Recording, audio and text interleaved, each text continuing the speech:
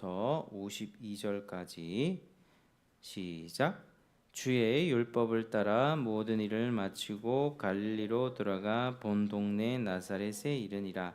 아기가 자라며 강하여지고 지혜가 충만하며 하나님의 은혜가 그의 위에 있더라. 그의 부모가 해마다 유월절이 되면 예루살렘으로 가더니 예수께서 12살 되었을 때에 그들이 이 절기의 관례를 따라 올라갔다가 그날들을 마치고 돌아갈 때에 아이 예수는 예루살렘에 머무셨더라. 그 부모는 이를 알지 못하고 동행 중에 있는 줄로 생각하고 하룻길을 간 후 친족과 아는 자 중에서 찾되 만나지 못하매 찾으면서 예루살렘에 돌아갔더니 사흘 후에 성전에서 만난즉 그가 선생님 중에 앉으사 그들에게 듣기도 하시며 묻기도 하시니 듣는 자가 다 그 지혜와 대답을 놀랍게 여기더라. 그의 부모가 보고 놀라며 그의 어머니는 이르되 아이야 어찌하여 우리에게 이렇게 하였느냐. 보라 내 아버지와 내가 근심하여 너를 찾았노라. 예수께서 이르시되 어찌하여 나를 찾으셨나이까. 내가 아버지 집에 있어야 될 줄을 알지 못하셨나이까 하시니 그 부모가 그가 하신 말씀을 깨닫지 못하더라. 예수께서 함께 내려가사 나사렛에 이르러 순종하여 받으시더라. 그 어머니는 이 모든 말을 말씀에 두니라. 예수는 지혜와 키가 자라가며 하나님과 사람에게 더욱 사랑스러워 가시더라. 아멘. 자, 우리가 이제 2장 마지막 절을 마지막 단락을 읽어 보았는데요. 자, 그 전에 우리가 두 명의 노인에 관해서 살펴봤습니다. 시몬과 안나. 이 사람들은 어떤 사람들이었습니까? 의롭고 경건했던 사람.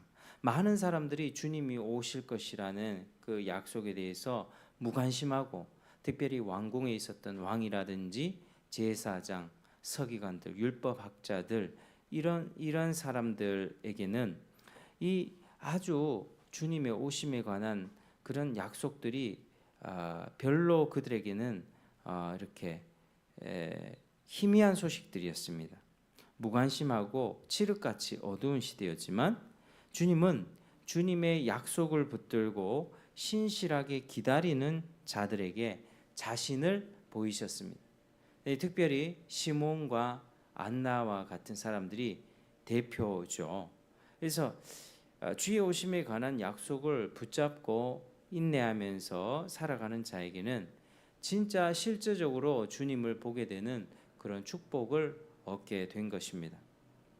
그래서 이제 시몬과 안나에 관한 그런 내용에 이어서 오늘 이어지는 본문을 계속해서 우리가 살펴보겠습니다.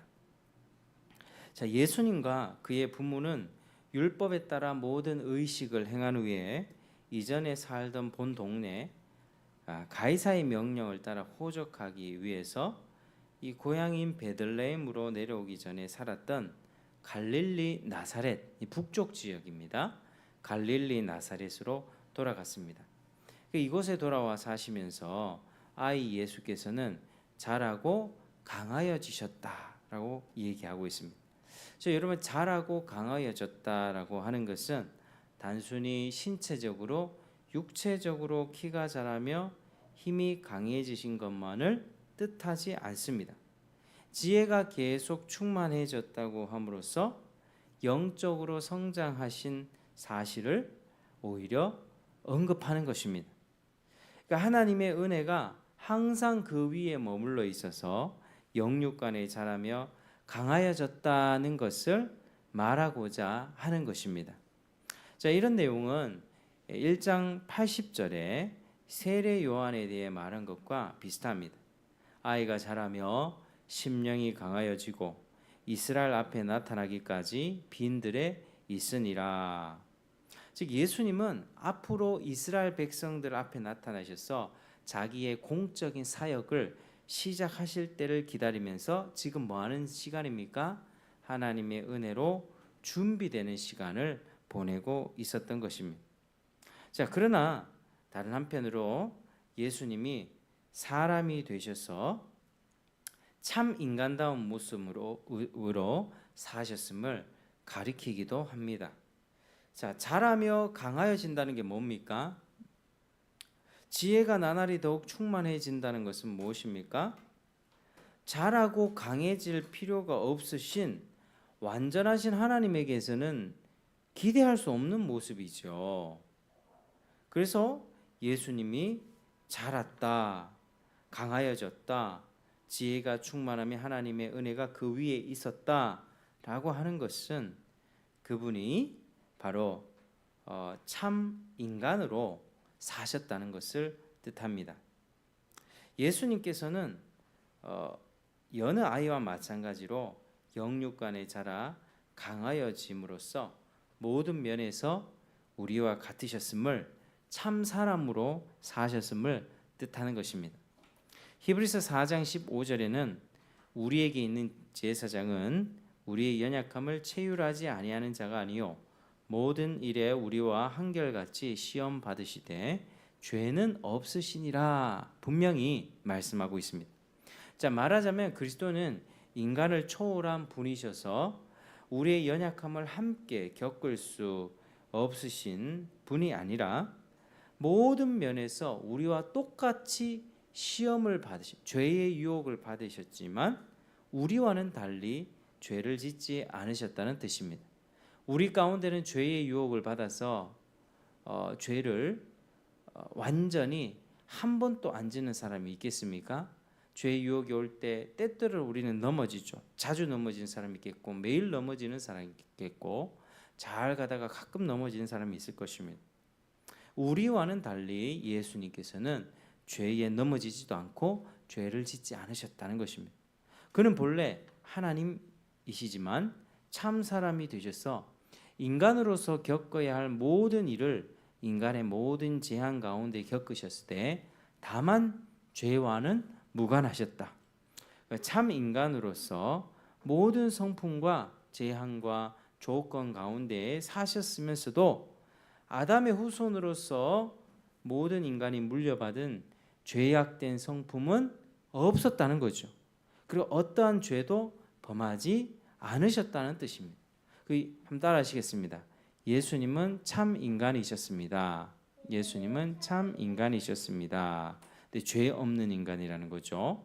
그래서 이제 예수님께서는 이 정도에 이르기까지 인간의 연약함을 함께 겪으신 분이므로 인간으로서 겪는 모든 일을 친히 체휼하셨으므로 우리는 담대히 이 은혜의 보좌 앞에 나아가서 긍휼하심을 잊고 때마다 적절하게 도우시는 은혜 얻기를 기대할 수 있다는 것입니다. 그래서 여러분 우리가 살아갈 때 예수님을 믿는 우리는 예수님이 우리의 모든 삶의 고통과 아픔을 다 겪으셨기에 우리가 피곤할 때, 지칠 때, 괴로울 때, 눈물 날 때, 고단할 때 우리 주님께 도움을 구하면 주님이 우리의 연약함을 동정하시고 우리에게 응답하신다. 때를 따라 돕는 은혜를 허락해 주신다라고 하는 것입니다. 문제는 우리가 기도하지 않고 도움을 구하지 않기 때문에 얻지 못하는 것이지 우리 예수님께서는 항상 우리를 도울 준비를 하고 계시다. 우리가 이것을 기억하셔야만 합니다. 예수님 우리의 사정을 친히 겪어보셨기 때문에 우리의 괴로움과 아픔을 아십니다. 그래서 우리가 그에게 나아가서 그에게 호소할 수 있는 거죠. 주님, 내가 지금 이런 상황 속에서 너무나도 괴롭습니다. 너무나도 마음이 아픕니다. 주님, 이 상황 나 어찌할 수가 없습니다라고 기도할 수 있는 것입니다. 우리는 동일한 조건에서 날마다 실패하며 범죄하지만 예수님은 범죄치 않으신 분이므로 나를 능히 도울 수 있는 분임을 기억하시길 바랍니다. 자, 그러나 이런 모습이 예수님의 그 전부는 아니었습니다. 자, 이와는 사뭇 다른 모습이 나오고 있습니다. 자, 우리 계속 읽으면 자, 42절에 자, 예수님이 몇 살 되었을 때라고 얘기합니까? 12살 되었을 때, 지금으로 따지면 초등학교 5학년 정도 되었을 때인데, 이때 해마다 6월절이 되면, 이 6월절을 1년에 한 번씩 있죠. 6월절이 되면 예수님의 부모는 예루살렘에 올라가곤 하였는데, 그 해에도 이제껏 그렇게 해오던 것처럼 예루살렘으로 올라갔습니다. 절기를 지키고 모두가 돌아오는데, 그런데 아이 예수님은 예루살렘에 그대로 남아 있었습니다. 부모는 이 사실을 몰랐던 거죠. 이 사실을 모른 채 그저 일행 중에 있으려니 생각하고 하룻길을 간 직후에 뒤에 무리들 가운데, 친지들 가운데에서 아이를 찾아보니 아이가 없는 겁니다. 그래서 다시 예루살렘으로 돌아갔습니다.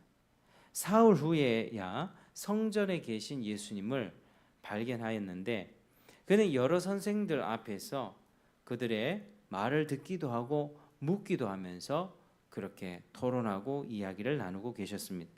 그러니까 12살 난 그 어린아이가 성전에서 이스라엘에 내노라 하는 그런 선생들과 여러 가지 영적인 일, 신령한 일에 대해서 그들이 가르치는 것을 듣기도 하고 묻기도 하는 그런 모습은 매우 특별한 일이었을 것입니다.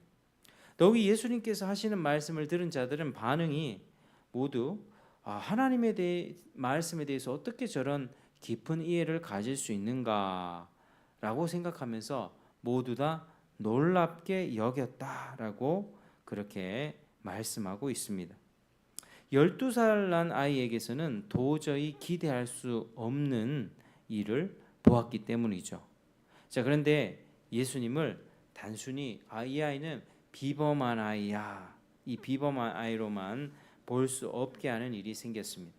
부모가 아이를 보고 놀란 나머지 모친이 이릅니다. 얘야, 어찌하여 이런 일을 하였느냐? 내 아버지와 내가 애타게 너를 찾았노라.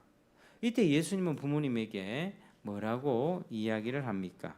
우리 49절 같이 읽겠습니다. 시작. 예수께서 이르시되 어찌하여 나를 찾으셨나이까? 내가 내 아버지의 집에 있어야 될 줄을 알지 못하셨나이까 하시니. 자, 이렇게 이 반문의 뜻은 대략 이런 뜻입니다. 내가 일행 중에 없는 것을 봤다면 당연히 내 아버지 집에 있는 것이 다 마땅할 텐데, 나를 찾으려면 내 아버지 집인 성전에서 찾아야 할 것이 아닌가? 아들이 그의 아버지 집에 있는 것이 당연할진데 나를 찾으려면 내 아버지 집인 성전에서 찾아야 할 것이 아닌가? 이렇게 반문을 하고 있는 것입니다. 사흘 동안 애타게 그를 찾아다닌 부모에게 할 대답이 아니라고도 생각되겠으나, 이것은 그의 육적 부모에게 분명히 한 가지 사실을 일깨우고자 하신 말씀이었습니다. 그래서 성전을 가리켜 내 아버지 집이라고 하심으로써 하나님께서 그의 아버지이심을, 그는 하나님의 아들이심을 밝히려고 하신 것입니다. 12살 난 예수께서 자신의 육적인 부모 마리아와 요셉에게 이렇게 얘기했던 것은 하나님이 나의 아버지고 나는 하나님의 아들이라는 사실을 분명히 알려줬다는 거죠. 그래서 예수님께서 하나님을 나의 아버지라고 하셨을 때는 그 의미는 단순히 우리 신자들, 예수님을 믿는 자들도 하나님의 자녀가 되는 권세를 얻죠. 신자가 하나님을 아버지라 부르는 것과는 다른 것이었습니다. 요한복음 15장에서도 보면 예수님께서 안식일 논쟁에서 내 아버지께서 일하시니 나도 일하노라 하셨습니다. 이때 유대인들이 예수를 죽이려고 하죠. 이유는 안식일을 범했을 뿐만 아니라 하나님을 자신의 아버지라고 말함으로써 자신을 하나님과 동등하게 여긴다고 생각했기 때문입니다. 따라서 예수님께서 하나님을 아버지라고 하셨을 때 그 말의 의미는 자신을 하나님과 동등한 존재, 나와 아버지는 하나이니라, 그 자신 역시 하나님이심을 뜻하는 것이었다 할 수 있습니다. 말하자면 예수님의 이런 반문은 자기가 바로 성자 하나님이심을 의식하고 계셨음을 의미하는 것입니다. 자, 외모로 보면 예수님 지금 몇 살이죠? 12살밖에 되지 않았습니다. 그러나 그는 자신이 하나님이심을, 성부 하나님과 동등하신 하나님이심을 의식하고 계셨던 것입니다. 자, 다음 따라 하시겠습니다. 예수님은 참 사람인 동시에 참 하나님이셨습니다. 참 하나님이셨습니다. 자, 이 사실은요, 예수님의 어린 시절이나 성인 시절이나 마찬가지였습니다. 예수님은 마리아에게서 나신 후 언제나 참된 사람이면서 또 참된 하나님이셨습니다. 예수님은 이 사실을 항상 의식하고 계셨고, 지금 12살이었지만 이때도 자기가 의식하고 계셨습니다. 이것은 굉장한 신비죠. 우리의 지혜로, 우리의 머리의 생각으로 상상하고 이해할 수 없는 그런 신비의 영역입니다. 그래서인지 이 엄청난 말씀을 듣고서도 예수님의 아버지와 어머니는 그가 하신 말씀의 의미를 전혀 이해하지 못했습니다. 어떻게 보면 이것은요, 그 엄청난 신비로움 앞에서 인간이 보일 수 있는 당연한 반응이기도 했습니다. 자, 12살 어린 부모님께서는 부모의 슬하에서 돌봄을 받고 자라야 할 나이임에도 불구하고 분명히 자신이 하나님이심을 부모에게 밝히셨습니다. 그러나 양친과 함께 나사렛으로 가셔서 부모에게 순종하셨습니다. 그들의 경배와 섬김을 받으셔야 할 하나님이셨으나 동시에 참 사람이셨던 예수님께서는 사람으로서 지켜야 할 도리를 다해 사람에 불과한 부모에게 순종했다는 것이죠. 자, 이런 참 사람의 모습에 합당하게 그 후에도 예수님은 지혜도 잘하고 키가 잘하셨으며 하나님과 사람 앞에서 아름다운 모습을 더해 가셨다는 것입니다. 자, 비록 예수님께서 하신 말씀이나 행동의 의미를 다 헤아려 깨닫지는 못하였어도 이 모친 마리아는 이 모든 일을 마음속에 간직했습니다. 하나님께서 앞으로 이 아이를 통하여 어떤 일을 행하실 것인가, 그가 말씀하신 약속을 이 아이에게서 어떻게 이루어 가실 것인가 기대하며 바라며 살아갔다는 뜻입니다. 이스라엘 중 모든 경건한 자들과 함께 이 아이가 이스라엘 앞에 나타나기를 하나님께서 그를 통하여 행하실 은혜로운 일을 고대했다는 것입니다. 자, 우리가 오늘 본문을 통하여서 알 수 있는 것은 예수 그리스도께서 참 인간이시며 참 하나님이심을 우리가 알 수 있었습니다. 자, 이것이 그리스도의 양성교리입니다. 한번 따라 하시겠습니다. 그리스도의 양성교리. 그러니까 양성교리는 신성과 인성, 양성, 이걸 양성이라 합니다. 그러니까 참 인간이시며 참 하나님이시다. 이걸 그리스도의 양성교리라고 합니다. 자, 그분이 참 인간이시고 그러나 죄가 없으신 인간이시기에 하나님의 진노의 형벌을 감당할 수가 있습니다. 그리고 그분은 죄가 없으시기에 모든 생애가 지난 후에 죽음 후 부활하셨으며 믿는 자에게 자신이 획득한 그 의를 우리에게 줄 수 있습니다. 믿는 자에게 줄 수 있습니다. 이걸 전가라고 하죠. 의의 전가. 그러니까 우리 예수님께서는요, 모든 의를 지니고 계십니다. 첫째 아담은 불순종함으로써 형벌로 떨어졌지만 죽음의 형벌을 받게 되었지만 둘째 아담이신 예수님은 동일한 인간으로 오셔서 죄를 짓지 않으시고 타락지 않으시고 모든 율법에 순종하고 또 인류의 죄를 대속하여 십자가를 지심으로써 하나님 앞에 의롭다 인정받은 첫 열매가 되었습니다. 그렇게 부활의 첫 열매가 된 것이죠. 그리고 그리스도 우리가 신자의 삶에서 일어나는 유혹 또 고난 등의 모든 상황에서 주님은 대제사장으로서 우리를 도울 수가 있는 것입니다. 그분이 참 하나님이시며 참 인간이시기에 이러한 신앙적인 유익들이 우리에게 있습니다. 믿는 자에게는 이런 축복들을 하나님이 부어 주십니다. 그래서 그리스도의 양성교리 정말로 중요한 교리입니다. 여러분 기억하시길 바랍니다. 히브리서 4장 15절에 우리에게 있는 제사장은 우리의 연약함을 체휼하지 아니하는 자가 아니요 모든 일에 우리와 한결같이 시험 받으시되 죄는 없으시니라. 아멘.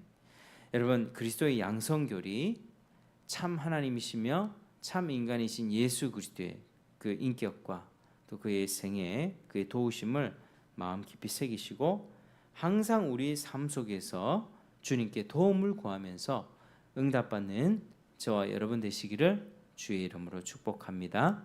기도하겠습니다. 하나님 아버지 감사드립니다. 오늘 예수님의 어린 시절의 일화를 통하여서 예수님의 양성 교리를 살펴보았습니다. 예수님이 참 인간이시며 참 하나님이심을 우리가 늘 기억하며 살게 도와주시고 우리가 때를 따라 돕는 은혜를 얻기 위하여 은혜의 보좌 앞에 담대히 나아가고 예수님께 도움을 구할 때 또 도움을 받고 응답받아서 우리 주님과 긴밀하게 친밀하게 동행하는 저희가 되도록 은혜를 베풀어 주옵소서. 예수님 이름으로 기도드립니다. 아멘.